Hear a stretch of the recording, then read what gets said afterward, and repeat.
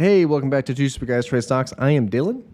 And I'm Vinny, and holy crap, if you guys remember one of our videos about Metastock when it hit $85 a share, we're starting to see the fruits of that right now with the finally turning around this quarter. We're going to talk about the earnings report that was released just today.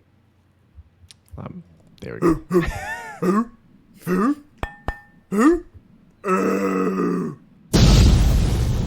Two Super Guys Trade Stocks. You know, I just kept thinking about Zuckerberg while he's talking during the earnings call, because I listened to the entire thing before doing this video here, was that, it was like the scene from Independence Day where, he says like, I'm back, as he rams into like the spaceship. That's basically what Zuckerberg's doing.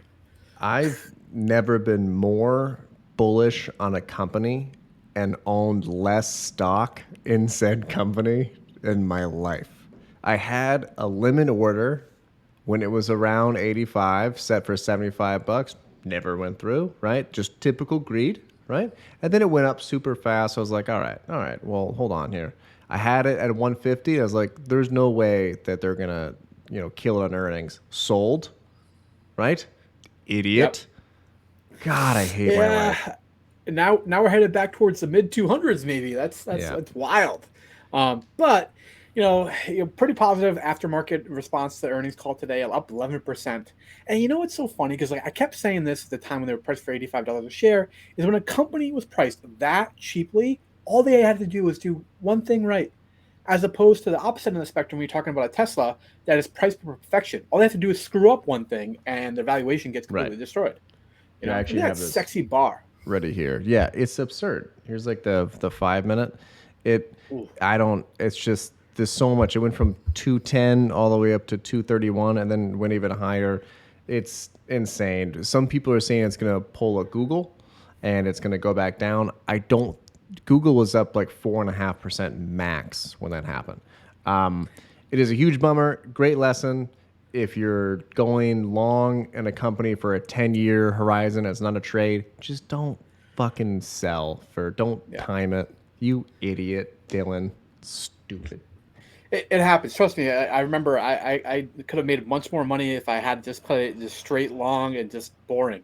I deserve it. But as far as financial highlights here, right? This is from their press release.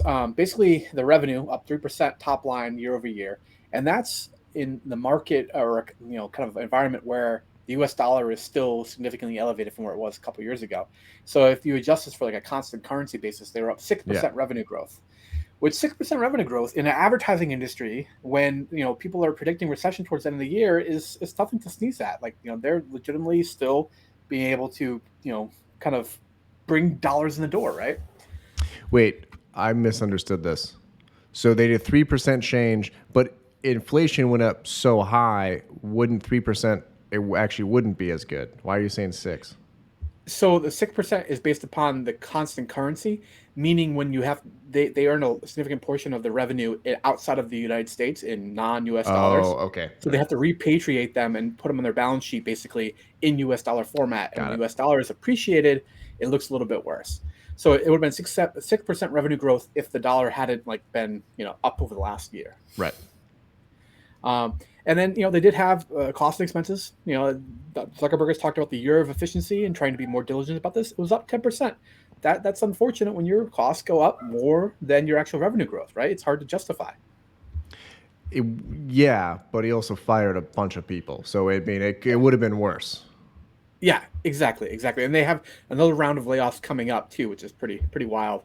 As far as things going down through the balance sheet here, net income down 24% year over year. This kind of gives credence to that thing where we were talking about the fact that the costs were up and revenue is up a little bit, but costs were up more. So they definitely took a hit on the bottom line there, but nowhere near as bad as Wall Street was expecting. I think they were predicting 203 a share per in EPS as opposed to the 220 that they delivered. And they also beat on revenue by about $1 billion on the top line compared to analyst estimates. I will say, I think that these analyst estimates are unbelievably low for a lot of these companies. It's almost giving a false sense of security for the market not going down. But when you look at what they're saying it could be, it's like, well, that's really low. Come on. Yeah, I get what you're trying to say. It's interesting listening to the earnings call. There was definitely, I'll talk more about it, but the kind of tone was similar to Google's yesterday. I get to listen to both of them. Some other highlights as far as like other metrics that they track. They talk about the number of active users. They broke through 3 billion, which is ridiculous. The fact that they're actually still growing. Their family of apps, daily active users, 5% year over year. Yeah, yeah. I don't even. That's half the people. So Yeah, it's yeah, exactly. So pretty strong growth as far as user interaction across the board. This is something we've seen several quarters in a row now, and I don't love this, but the revenue growth has been largely driven by the increased ad impressions as opposed to the price per ad. So if you're looking at the number of impressions up 26% year over year, the average price paid down 17% year over year. Now, Google has said the same thing basically, is that they're seeing softer demand for advertising, kind of capabilities are now because of the macroeconomic environment. So that's something that is not per se in their control directly. And it's more something, a sign of the times, if you will.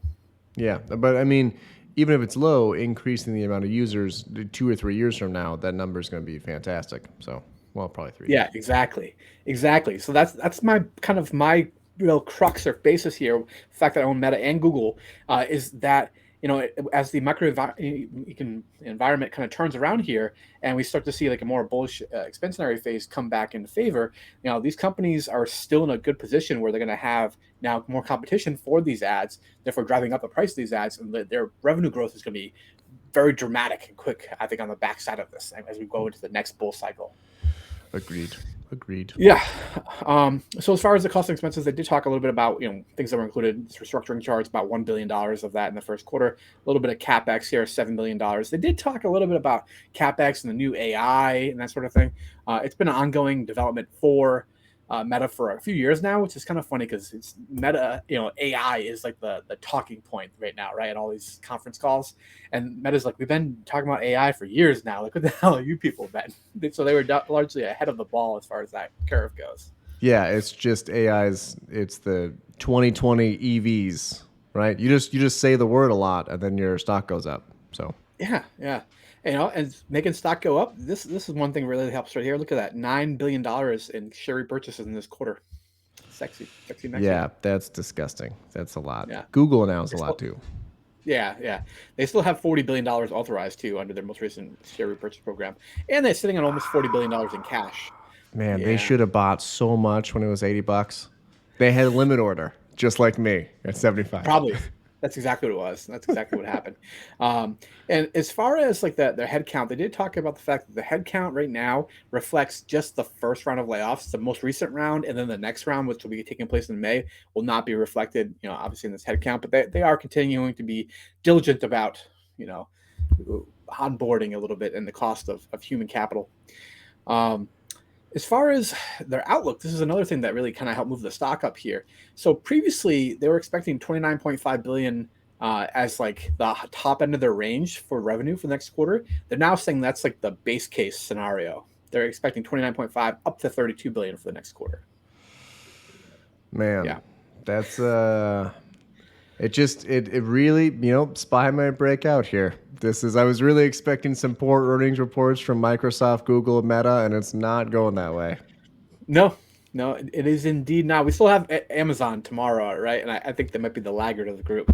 I But would agree. from a standpoint here, as far as like continual growth, they are still looking at pretty hefty expenses for the rest of this year, and another like $3 to $5 billion in total year for restructuring costs from kind of all the layoffs that they're doing here, and some pretty still hefty expense in terms of capex. $30 billion still.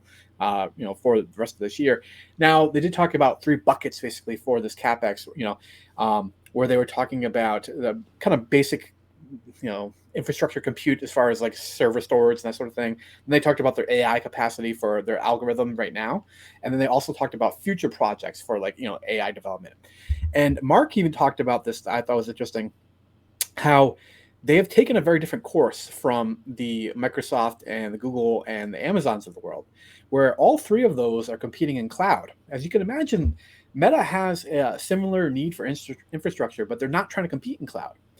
And that, in some ways, they're hoping can give them a little bit of an advantage because they are the outlier amongst like the big tech companies and how they're approaching this, where they're making their AI tools open source.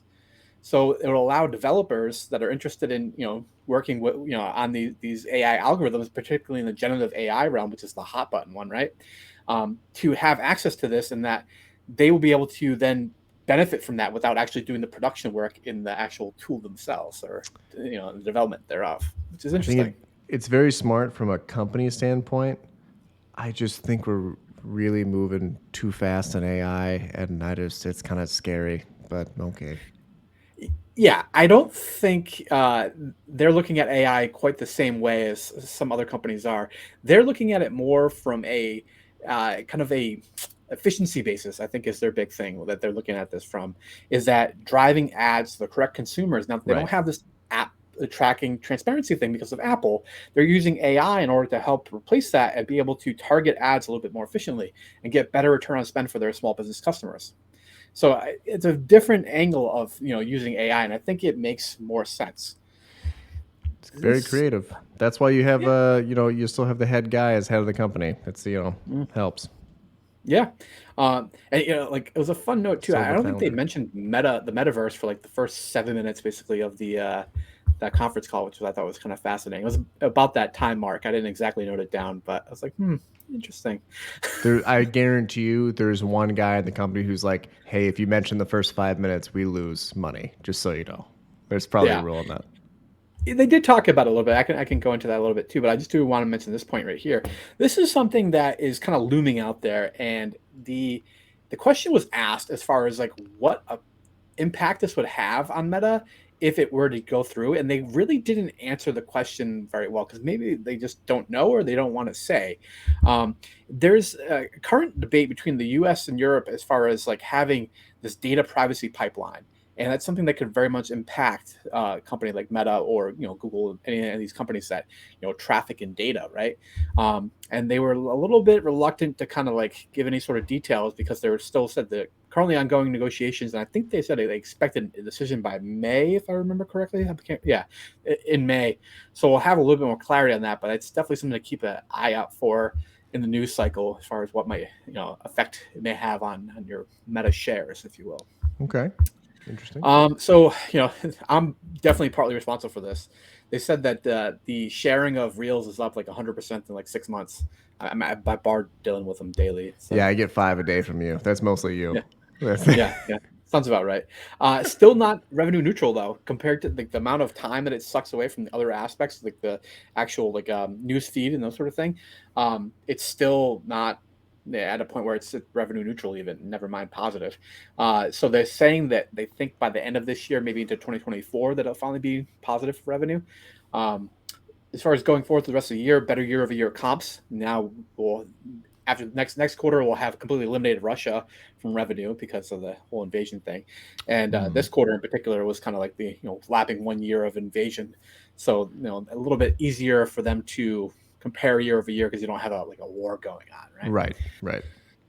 Still striving for efficiency. Like I said, they have another round of layoffs planned, and continuing going forward. He said they're really going to target and try to be really careful about who they are on board. They will start hiring after this, next round of layoffs, but they're going to be very selective in which teams receive, kind of additions. The open source thing I already talked about. And he's still betting on the metaverse. They talked about the fact there's like over 1 billion avatars have been created, and that they're launching their next generation Quest. The prior one is 3 years old now. The next one's going to be coming out the end of this year, they're saying. So hopefully in time for Christmas. And he didn't give a specific price point, but he said he's going to be excited to see what the average consumer kind of garners from this 3 years of increased development, and then it's going to be targeted at your average consumer in terms of pricing. So, be It's interesting. just wild that he does numbers in the billions, right? He's like, yeah, we've had 1 billion avatars. We got 3.1 billion users. Just insane. That's an insane Yeah, thing. That's wild. I was surprised by the billion avatar thing because I have a Quest, but I've never created an avatar on there. I don't think. Yeah, I think maybe you can create multiple, and that's where that number. That sounds not right. But Yeah. more importantly, here's what everyone's waiting for. Vinny, they're at 234 right now. Is this a buy for you, or is this a hold? Not a buy long term, because I understand. No, it's that's a good question actually. I was thinking about it earlier. It's about, I think, fairly priced right now. So I would not be looking to add. Right now I own about 30 shares. I would not be looking to add to it at this price. Mind you, this is a good example. It's about the same market cap as Tesla right now. They have 10 times the free cash flow of Tesla. 10x. That's so About gross. the same That's market price. disgusting. But And I would the not. opportunity too. Yeah, I would say Tesla's opportunity is probably better, but I would Too much not be competition. adding. Yeah, same with Google and versus Meta, but I would not be adding to them at this point. But I am going to continue to hold for sure. Absolutely. Got it. All right.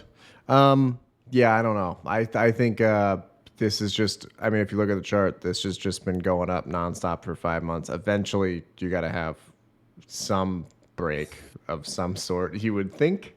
Yeah. But I don't know. If you look at Apple from like I can't remember, like 2016 and up, it just never happened. So Yep. you never know. I know. Very true. You could be in the same phase with Meta.